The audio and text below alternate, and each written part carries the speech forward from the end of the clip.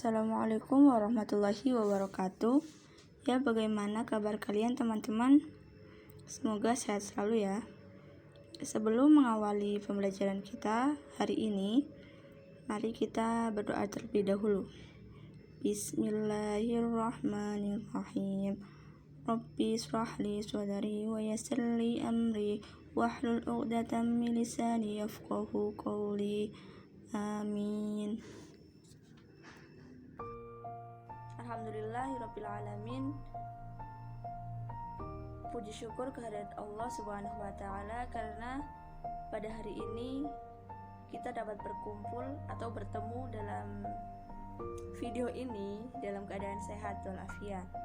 Ya, video kali ini saya akan menerangkan mengenai teori masuknya Islam di Indonesia. Islam masuk ke Indonesia itu memiliki 4 teori yang terkenal. Apa saja? Yaitu yang pertama, teori Arab, yang kedua teori Persia, yang ketiga teori Gujarat, yang terakhir yaitu teori Cina. Baik, kita akan memasuki teori yang pertama, yaitu teori Arab. Menurut teori ini, Islam itu masuk ke Indonesia dibawa oleh para pedagang dari Arab atau Mekah pada abad ke-7 Masehi, sejak masa kerajaan Sriwijaya. Kedatangan Islam ke Indonesia sudah dimulai pada masa Khulafaur Rasyidin yang dikuatkan melalui bukti catatan resmi dan jurnal Cina pada periode ini, yaitu periode dinasti Tang pada tahun 618 Masehi. Untuk menguatkan teori ini, maka ditemukan beberapa bukti. Di antaranya yaitu pada abad ke-7 yaitu tahun 674 Masehi di pantai barat Sumatera ditemukan sebuah perkampungan Islam atau perkampungan Arab. Kemudian munculnya kerajaan Islam pertama yaitu Kerajaan Samudra Pasai. Kerajaan Samudra Pasai menganut aliran mazhab Syafi'i yang dimana mazhab tersebut itu berkembang di Mesir dan di Mekah. Kemudian di Indonesia itu dipengaruhi mazhab Syafi'i tersebut dipengaruhi oleh Mesir dan Mekah. Adanya penggunaan gelar Al-Malik pada raja-raja Samudra Pasai yang umumnya ditemukan pada budaya Islam di Mesir. Kemudian tokoh yang mendukung mengenai teori Arab adalah sejarawan Indonesia yang sangat memperjuangkan teori ini seperti Buya Hamka dan Yakub Al-Atos. Kemudian kita masuk pada pembahasan yang kedua, yaitu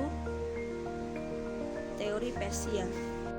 Teori ini menyatakan Islam masuk ke Indonesia berasal dari Persia yang dibawa oleh kaum Syiah pada abad ke-7 Masehi. Pada dasarnya, teori ini memfokuskan tinjauannya pada sosiokultural di kalangan masyarakat Islam Indonesia yang memiliki kesamaan dengan yang ada di Persia. Kemudian bukti untuk menguatkan teori ini yaitu yang pertama, ditemukan perkampungan orang-orang Persia di Aceh sejak abad ke-15 Masehi. Kemudian peringatan Hari Asyura yang dikenal dengan perayaan Taput di Sumatera Barat dan Bengkulu. Kemudian penggunaan gelar Syah yang biasanya digunakan di Persia juga digunakan oleh raja-raja di Indonesia. Kemudian berkembangnya ajaran Syekh Siti Jenar yang memiliki kesamaan dengan ajaran Sufi Al-Hajj dari Iran atau Persia. Adanya kesamaan seni kaligrafi pada beberapa batu nisan di Indonesia dan di Persia. Kemudian tokoh yang memprakarsai atau tokoh yang mendukung mengenai teori Persia ini yaitu P.H. Husain Syajaniningrat, seorang sejarawan dari Banten, dan Umar Amir Husain, pencetus dan pendukung teori ini. Teori ini juga memiliki banyak kritikan, terutama dari Dahlan Mansur, Abu Bakar Aceh, yaitu Saifuddin Zuhri, dan Buya Hamka. Penolakan ini didasarkan pada alasan bahwa Islam masuk ke Indonesia itu pada abad ke-7 Masehi, yang pada masa itu kekuasaan Islam dipimpin oleh Khalifah Umayyah yang berasal dari Arab, sedangkan Persia atau Iran belum menduduki kepemimpinan dunia Islam. Jadi menurut Buya Hamka dan yang menolak pendapat ini, karena Persia pada abad ke-7 itu belum memiliki kepemimpinan Islam atau belum sepenuhnya dalam keadaan Islam. Kemudian teori yang ketiga, yaitu teori Gujarat. Teori ini menyatakan bahwa proses Islamisasi Indonesia itu mulai berlangsung kira-kira setengah abad sebelum kota Baghdad ditaklukkan oleh Raja Mongol Hulagu pada tahun 1258 Masehi. Datangnya Islam ke Indonesia mulai berlangsung sejak awal abad ke-13. Menurut teori ini, bukan dari Arab melainkan lewat India. Masyarakat yang menerima keislaman pada waktu itu berada di pesisir pantai Sumatera, Jawa, Kalimantan, Sulawesi, dan pulau-pulau kecil lainnya. Proses tersebut tidak terlepas dari peranan para saudagar Muslim India. Kemudian bukti penguat dari teori Gujarat yaitu pertama tokoh yang mencetuskan teori ini yaitu J. Penjepel dan didukung oleh Senghor Gonje dan J.P. Mongood, yaitu sarjana Belanda.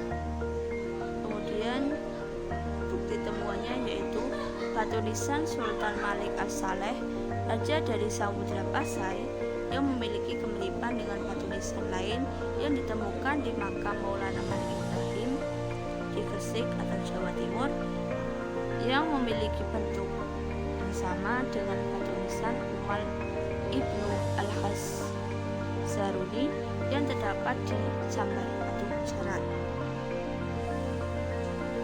Kemudian teori yang terakhir yaitu teori Cina. Menurut teori Cina, Islam masuk ke Indonesia pada abad ke-9 yang dibawa oleh perantau Muslim Cina ke Nusantara. Pendapat lain mengatakan penyebaran Islam dari Cina ke Indonesia sudah terjadi pada abad ke-7 Masehi. Setelah berkembangnya Islam di Cina, penyebaran Islam kemudian datang ke Sriwijaya.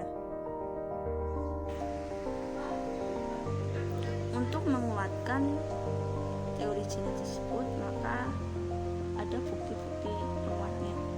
Yang pertama yaitu teori ini dicetuskan oleh Slamet Mulyana dan Sumanto Al-Qurtubi. Kemudian adanya perpindahan orang Muslim Cina dan Canton ke Asia Tenggara pada abad ke-879 Masehi. Adanya masjid tua yang berarsitektur Cina di Jawa.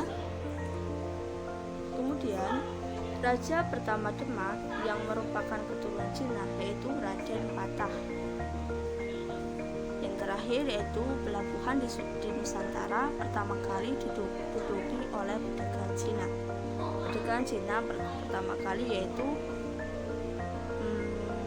singgah di pelabuhan Nusantara.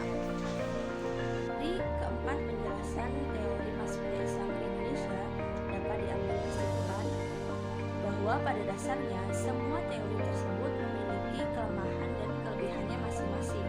Menurut As-Sumadi Azra, sesungguhnya kedatangan Islam ke Indonesia datang dalam kompleksitas, artinya tidak berasal dari satu tempat, peran kelompok tunggal, dan tidak dalam waktu yang bersamaan.